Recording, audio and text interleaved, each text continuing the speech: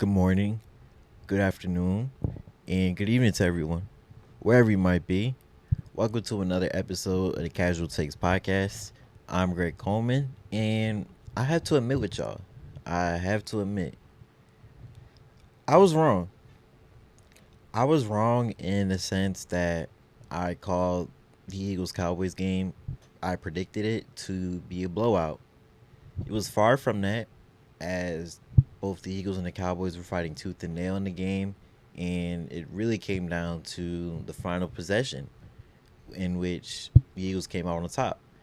Cowboys played a great game, and much respect to them for fighting tooth and nail with us. I think when we go to Dallas, it's going to be another great game as well too. But we all saw who the better team was, albeit rest aside. Going into the fourth quarter of the Eagles Cowboys game, starts out with Jalen Carter being ejected before even an official snap. And I'm going to get more into that in terms of my feelings in regards to that. Cowboys ended up changing their blocking scheme because of this and drove down the field to score on their opening possession. Luckily, on the Eagles' opening possession, they ended up driving down the field as well too and scoring as well to capitalize off of that. Going into the second quarter, at this point, both offenses are duking it out, as the Eagles had scored on their first three drives of the game, and I thought going into the second half with the Eagles getting the ball back that we were going to see really what this offense was about. I was wrong.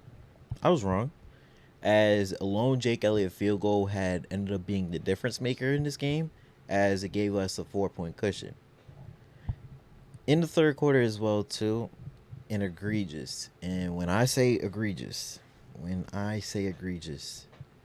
I say an egregious unnecessary roughness penalty against Reed Blankenship, which gave the Cowboys great position to take the lead.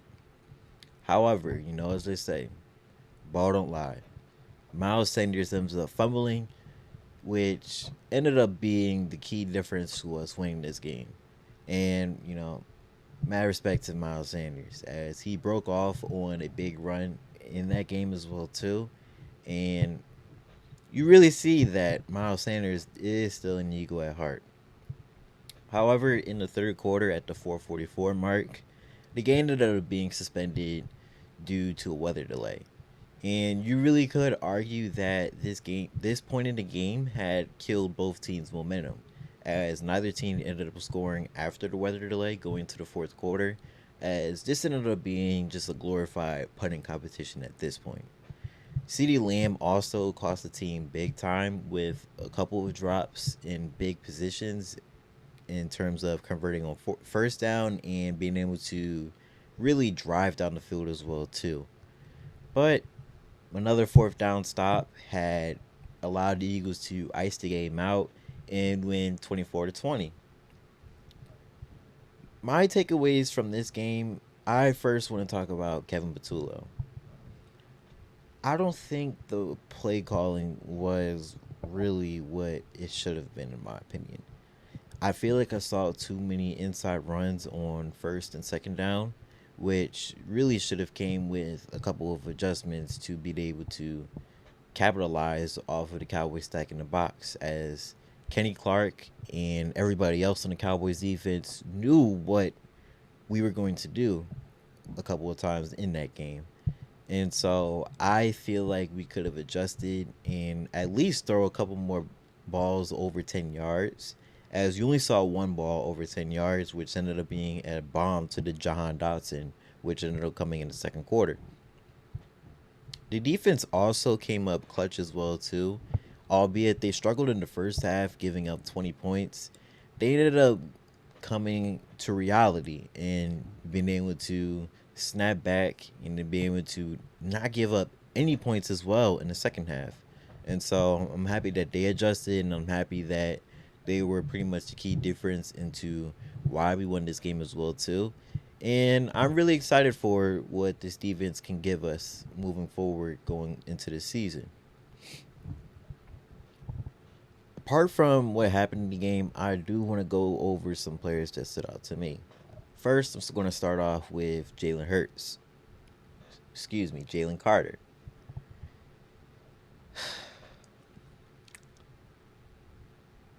Jalen Carter, what are we doing? Was he wrong for spitting back at Dak? That's a question that, is kind of hard to answer in a sense, but I'll make it a little bit easier.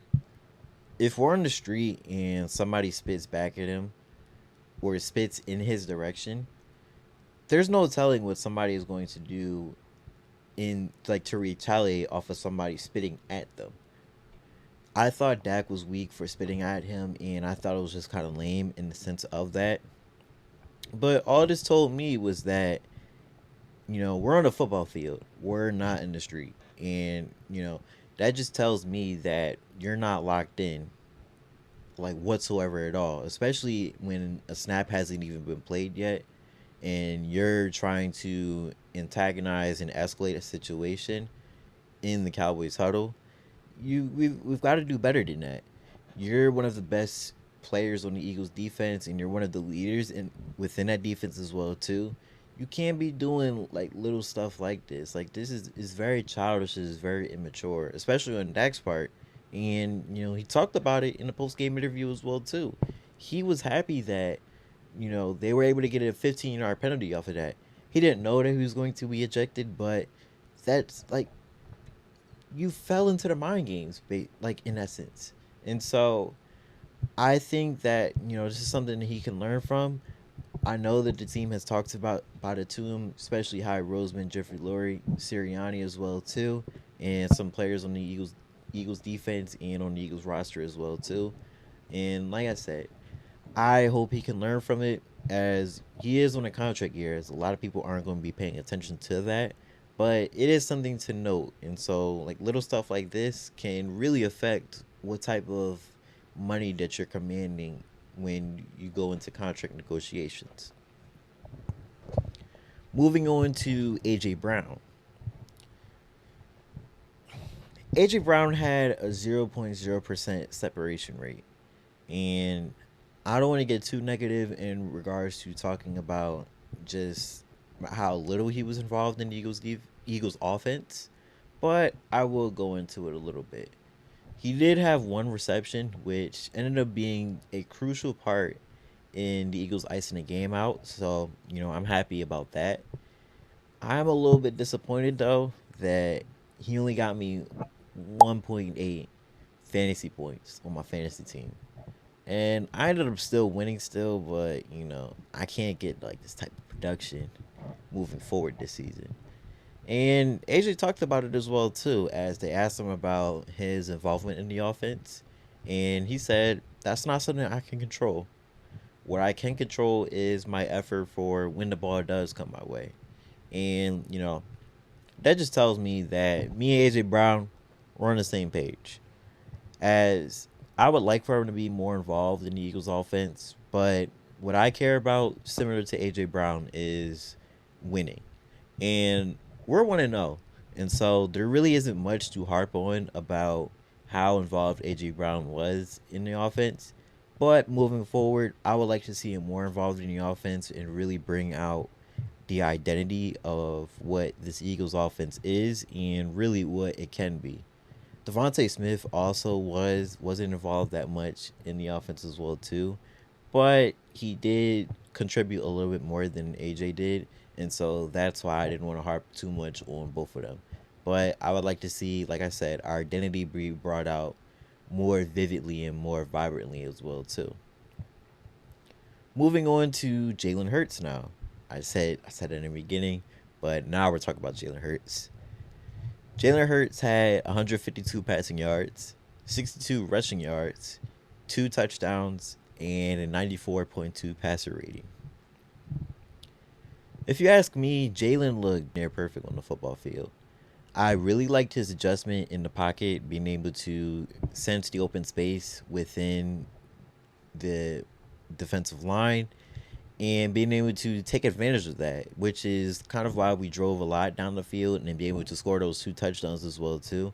But it also proved to be a big big point in the game when Jalen was able to ice the game out and inevitably win the game for the Eagles.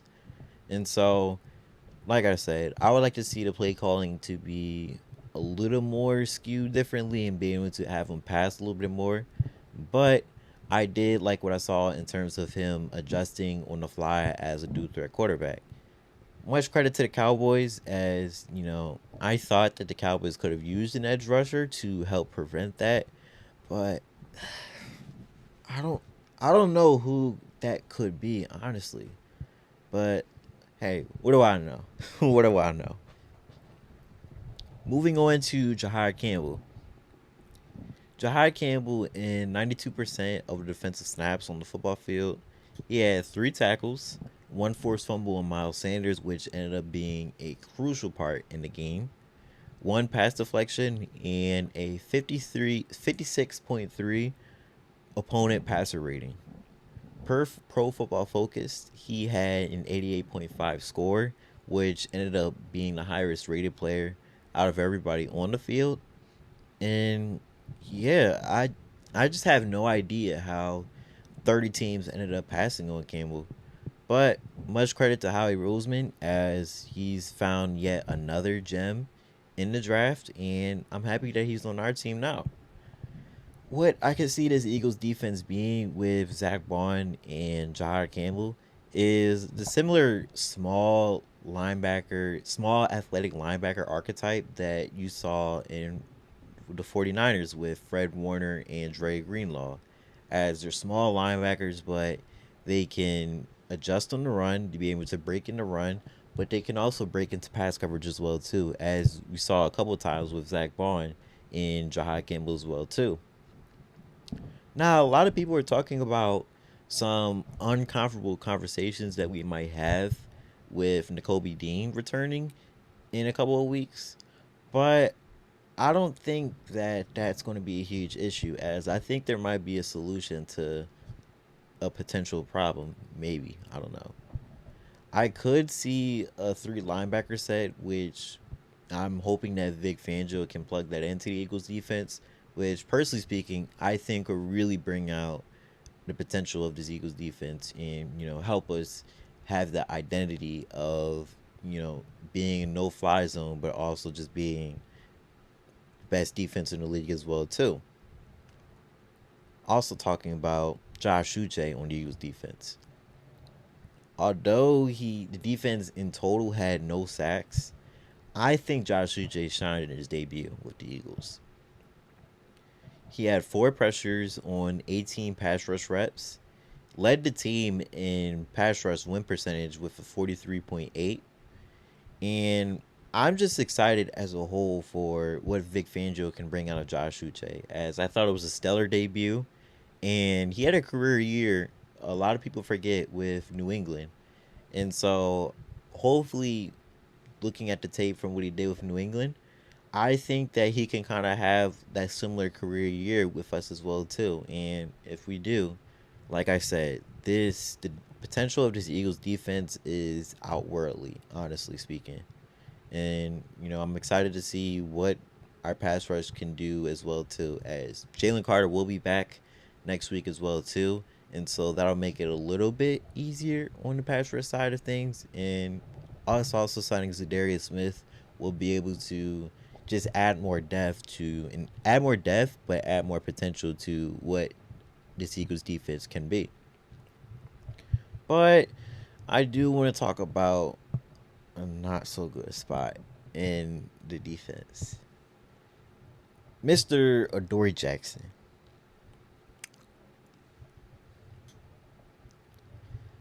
When I think about Adoree Jackson, my mind comes to burnt toast immediately. Adoree Jackson, you were cooked on the field. Cooked. Every single play that I saw in terms of him guarding CeeDee Lamb, he let up 10 yards of separation pretty much each play, which allows CeeDee Lamb to catch those passes and be able to break into the open field the way that he did. I don't think that Jacorian Bennett was miles better than Jackson was, but when he wasn't given the same separation that Adoree Jackson was, and he Adoree Jackson wasn't not only giving separation to CeeDee Lamb, but he was also giving separation to Cavante Turpin as well too. And so I I'm not ready to give up on him. And I don't want to be this negative person, negative Philly talking head as well too. But you've got to step it up, bro. You have got to step it up. Otherwise, pack your bags, pack your bags and get out of here. Being dead serious. I hope with going against the Chiefs, that he can step it up a little bit. But in a 17 game season, time is only ticking, and somebody will end up taking a spot if he continued to have this poor cornerback play that he did in week 1. And so, I have high hopes for him, man. I'm not ready to give up on him, but you just got to do better, man. Just got to do better. Going into the preview of Eagles versus Chiefs, week 2. As we all know, this is a rematch of Super Bowl 59. All time, Jalen Hurts is 2-2 versus Patrick Mahomes. Most recently, our infamous BTA game against Patrick Mahomes, as we won 40-6. Excuse me, 40-22, if we're really talking about the actual score. And really, the biggest story in this game is that there will be no Rashee Rice, as he is still suspended, and Xavier Worthy is also injured. And so you're taking away 2 of your deep threat wide receivers. And I'm not going to excuse anything, as it might make it a little bit easier for Adoree Jackson. But you have any given Sunday, anything can happen on the football field. And I expect that to be no different going into week 2. There might still be a little bit of rust within this game, as it still is an early part of the season. And so I'm going to pump the brakes. I'm being honest. I'm not going to call out a blowout similar to how I did for last week. And I honestly don't think it will be much of a blowout either. As if it is, color me surprised. I'm going to go into the next episode being just very eccentric, very happy about how he looked on the field. But we are playing in Arrowhead. We are 1.5 favorites. And so I do expect the Eagles to come out with a win. But I do expect it to be a very much of a dogfight. And I think it will be an instant classic, honestly. Expect a 1-score game at the most. I think both teams are going to be duking out throughout the entire course of the game. But I do expect it to come down to the fourth quarter to see who really has that mental fortitude and really who has that dog in them, honestly. Who really wants it more, if we're being for real. With it being the early part of the season, even though it is the early part of the season, these are important games as well, too, as it really goes to show how really mentally strong the Eagles team is. But it also just paints a picture for how we will perform within the rest of the season as well, too.